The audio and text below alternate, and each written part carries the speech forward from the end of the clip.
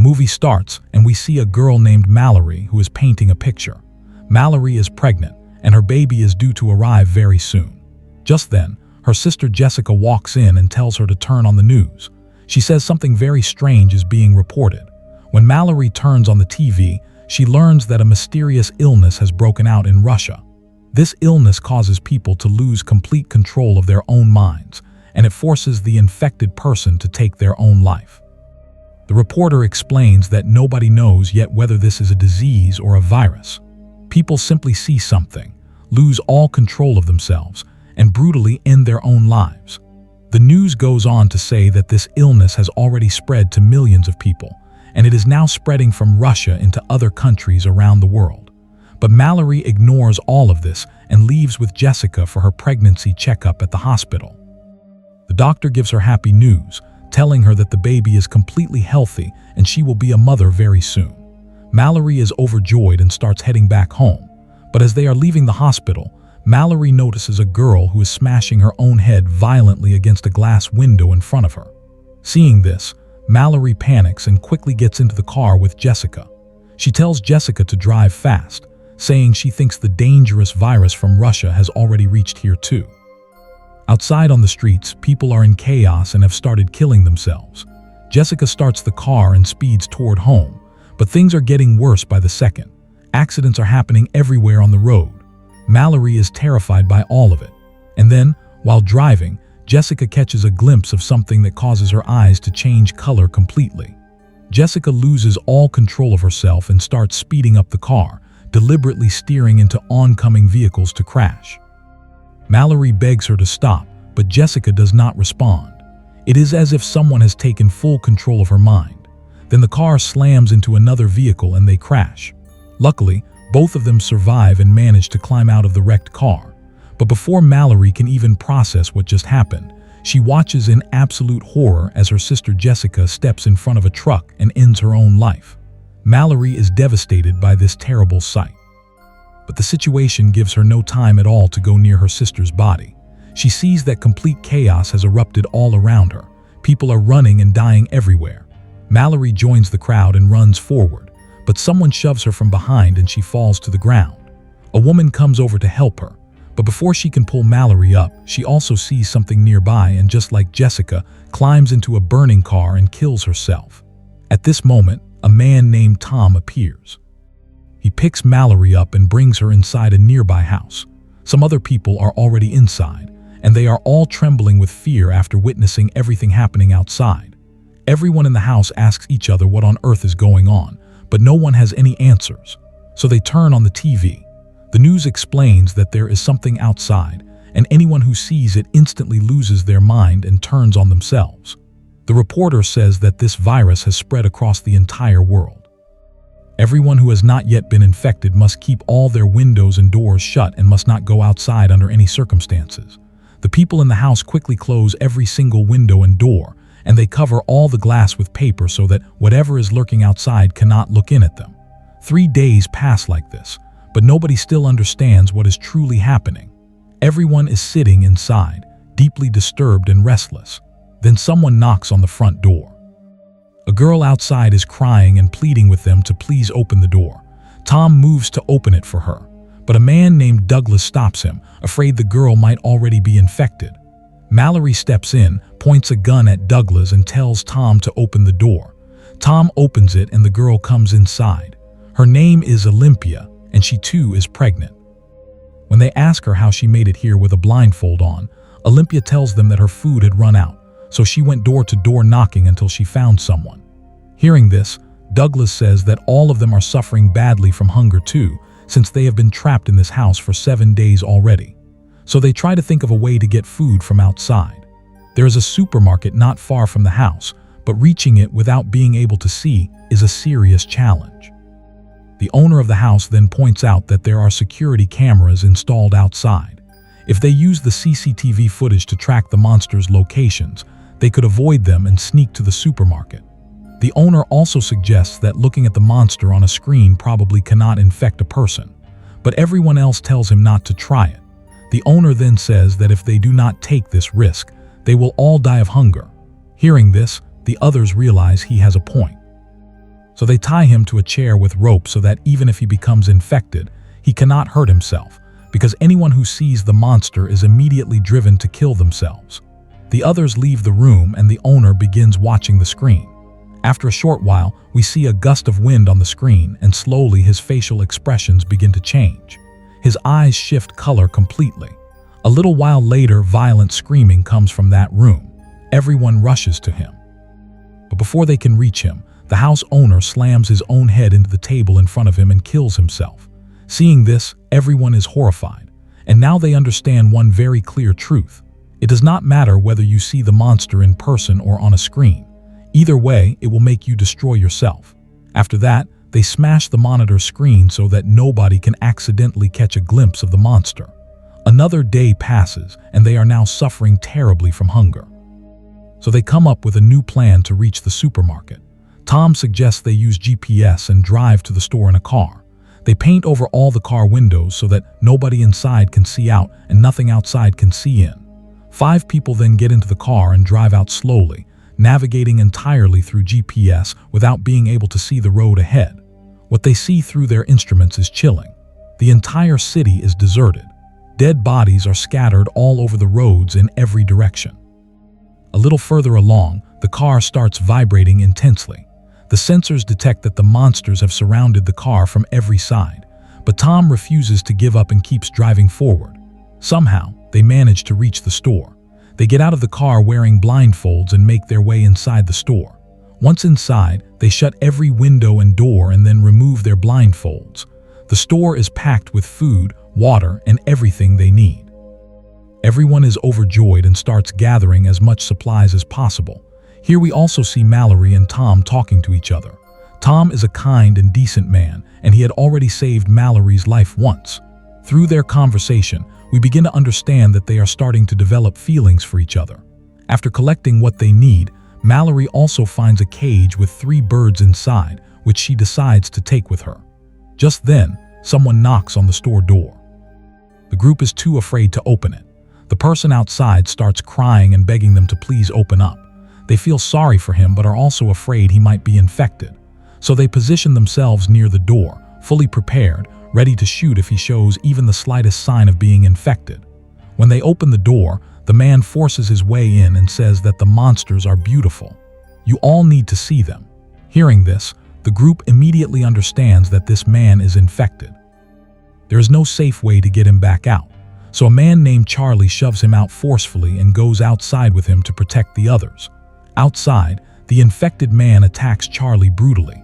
Charlie gives his life to save his companions inside. Mallory also notices something important here. When the monsters are close by, the birds start making noise.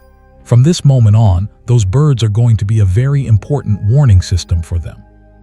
After this, the remaining 4 people return home with their supplies, all of them grieving deeply for Charlie. Night falls and everyone has gone to their own rooms. Then someone knocks at the front door again. When Olympia finds out there is someone outside, she lets the man into the house without thinking. But Mallory spots this and threatens the man with a gun. The other people in the house come out of their rooms too. Seeing a complete stranger, they are frightened and start shouting at Olympia for letting him in. Olympia tells them that she has survived alone outside and she knows exactly how hard it is, which is why she felt sorry for him and brought him in. The man, whose name is Gary, begs them not to throw him out. He explains that some psychotic people had broken into his house and forcibly held his friends' eyes open, making them look at the creature. His friends all killed themselves after seeing it, but he managed to escape and run all the way here. This is where we learn something very important about the monster. When someone sees it, the monster shows that person the greatest fear or deepest loss of their life. The pain it shows is so unbearable that the person is instantly thrown into extreme despair and kills themselves. Gary also reveals something else. He says those psychotic people were not wearing blindfolds. They were actually happy looking at the creature. From Gary's words, we begin to understand that the monster cannot drive to suicide someone who is already deeply broken by life, because they are already shattered from within. A person already living in deep depression is less affected by the monster's trick. Instead, the monster takes control of them and makes them its puppet, using them in human form to hunt down others. Now the question is whether Gary himself is also one of the monster's puppets, or whether he is just an ordinary survivor like the rest of them. That we will learn very soon. Everyone agrees to let Gary stay, but Douglas does not trust Gary at all and angrily threatens him with a gun to leave. But then Cheryl comes from behind and knocks Douglas unconscious with an object. Everyone together locks Douglas in another room. Gary thanks everyone gratefully. The next day, Mallory and Olympia both go into labor at the same time. Tom and Cheryl help them and take both women to an upstairs room. But Gary stays downstairs, and his behavior starts becoming very strange. He pulls out a large collection of drawings of the creature and places them all on the table. From his eyes, we can clearly tell that Gary is also under the monster's control. Meanwhile, Mallory and Olympia give birth to their babies. Olympia has a girl, and Mallory has a boy. But the birds in the cage downstairs start making loud noise. Gary, irritated by the sound, picks up the cage and locks it inside the refrigerator. Then he removes all the paper from the windows. At this moment, Douglas, watching Gary's actions from nearby, understands that Gary is also one of the monster's puppets. Those puppets do not die from seeing it. Instead, they do the monster's work by taking the lives of others. Douglas shouts out that he warned everyone to throw this man out. Tom hears Douglas shouting and comes downstairs, but Gary comes from behind and strikes Tom on the head, knocking him unconscious. Gary then moves toward Douglas to get rid of him too, but then he hears the sound of babies crying from upstairs. So he leaves Douglas and goes up to Olympia and Mallory's room. There he tears down all the paper covering the windows. The moment Olympia looks outside, she falls completely under the monster's control. Mallory realizes instantly that Olympia is now going to kill herself no matter what, so she grabs Olympia's baby from her arms, and right then, Olympia jumps from the window and ends her life. After that, Gary grabs Cheryl and forces her eyes open. She too becomes infected and kills herself. Now Gary turns toward Mallory, but she has hidden herself and both babies completely under a blanket. That is why she is still safe for now. But Gary tries to pull the blanket away and keeps pushing her to look outside. Just then, Douglas arrives with a gun and tries to shoot Gary with his eyes closed. But Gary knows Douglas cannot see him. He takes advantage of this, rushes at Douglas, and throws them both off the upper floor down to the ground floor below. Gary kills Douglas with a pair of scissors, telling him that he will never get to see the beauty of the creature. At this moment, Tom regains consciousness. He somehow picks up the shotgun and kills Gary, finishing him off. After that, Tom goes upstairs and comforts Mallory and the babies. Now only Tom, Mallory, and 2 babies are left alive. We are then shown the scene 5 years later. Mallory and Tom are now in a relationship, and the children have grown older. But the danger has not passed. Outside, people under the monster's control are still roaming around, hunting down normal survivors and killing them. These 4 have been living quietly like this for 5 long years. Mallory has taught both children all the survival skills they need for this difficult life. By now you will also have realized that the boy is Mallory's own son. But the girl is not Mallory's daughter. She is Olympia's daughter, who Olympia handed to Mallory just before she died. One day, a voice comes over the radio. A man named Rick explains that where they are is completely safe. They have a colony there. The colony has food, water, and everything people need to survive. He says that if anyone wants to come, they should follow the flow of the river. When the river current is at its strongest, their colony will be found in the nearby forest. There are many birds there whose sounds can guide people to them. He also says the journey by river will take 2 days. Tom wants to trust this man and go there, but Mallory refuses. She says that man on the radio might also be infected and could be luring them out just to kill them. That night, Tom tries to convince Mallory that if they want to truly survive and live, they have to go. He asks how long they can keep living this way, blinded from the world. The next day, when they go outside to collect supplies, some psychotic people attack them. Tom tells Mallory and the children that this is the right moment to leave. He says he will keep the attackers busy in conversation, while Mallory and the children sneak out through the back way, make it to the river, and follow it to the place mentioned on the radio. But Mallory does not want to leave Tom behind alone. Tom tells her that for all of them to survive, one person has to sacrifice themselves. He then guides Mallory and the children out through the back, puts on his own blindfold, picks up the shotgun, and steps out in front of the psychotic people. They demand he remove his blindfold, but Tom keeps them talking to buy time for Mallory to escape with the children. However, the attackers soon spot Mallory leaving. Before they can chase after her, Tom opens fire and kills 2 of them. But he gets wounded in the process, and finishing the rest without being able to see becomes very difficult. So he removes his own blindfold and manages to shoot and kill 2 more. Only 1 psychotic person remains.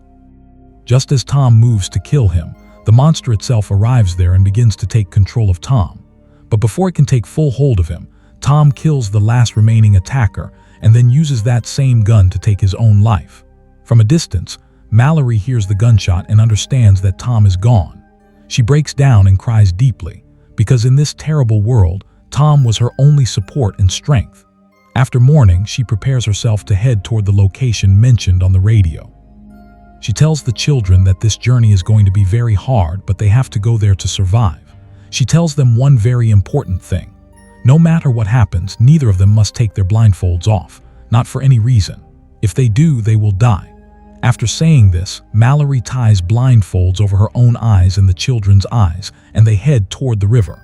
Using a rope to guide themselves, they reach the riverbank and get into a boat, letting the current carry them forward. Mallory also takes the caged birds with her as a warning system. After a few hours on the water, Mallory contacts the colony by radio.